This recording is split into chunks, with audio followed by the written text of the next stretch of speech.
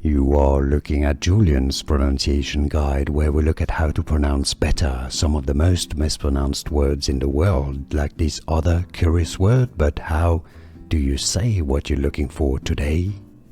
We are looking at how to pronounce this expression used for dates that are before the year 0.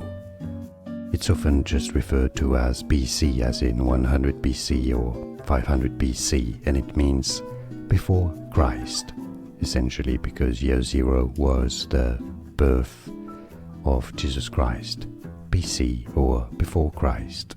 And now you know more videos on how to say AD and what it stands for as well, and more vocabulary. See you there. Thanks for watching.